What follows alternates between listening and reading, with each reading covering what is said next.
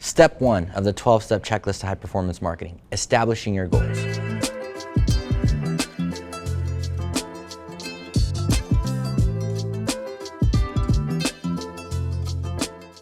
You really need to know what the outcome of all this marketing and all this investment needs to be for you in order for you to feel confident with where it's going and how to measure the success of your overall strategy.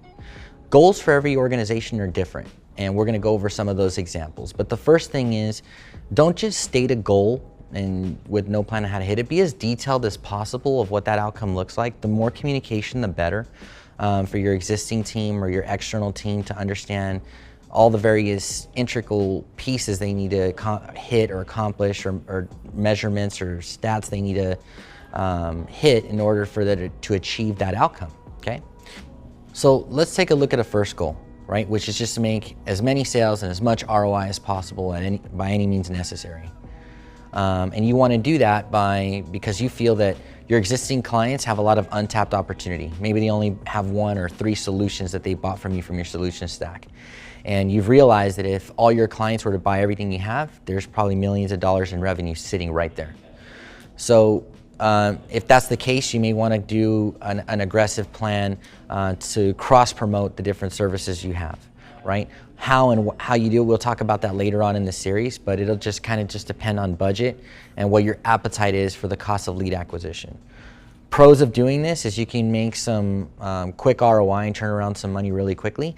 And the fact that your existing clients, right, if you were to use that, there's a lot of, they give you a lot of leeway and help you figure out the marketing, can give you some good feedback to get the messaging right.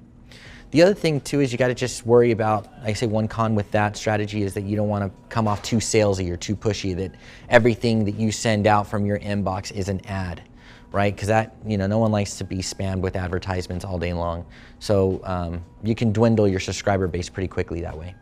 The other one, maybe you want to become a subject matter expert. You yourself, the CEO, you love teaching people, you love talking to people, you love helping people, and you want to be perceived as that expert.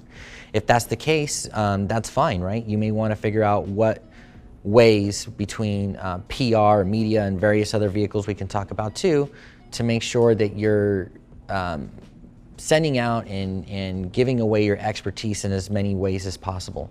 That also depends on budget. The pros of that is, right, it's kind of long-term sustainability where you as the figurehead can bring in a lot of different type of leads and opportunities into your company by doing that. The only con is when you do anything like that, building trust and credibility is something that takes time, and there's no shortcuts for that.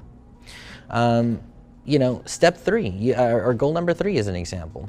You may want to maximize the impact of your marketing. In order to do that, you need to have a more strategic partnership with your vendors so they can contribute more dollars, right? Marketing development funds to your organization so you guys can do bigger and better things.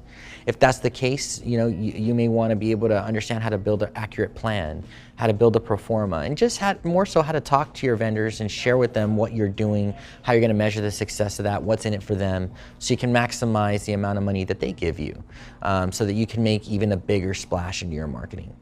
Those are just examples of a few goals, but the key thing is write down in detail how you're going to achieve that, you know what I mean? And figure out what, within your budget, what are the ways you can maximize that. Along with this series, we're going to go into those details on various types of ways you can execute it, but understand the outcome, communicate that with your team, write it down, and with that, step 1 is done.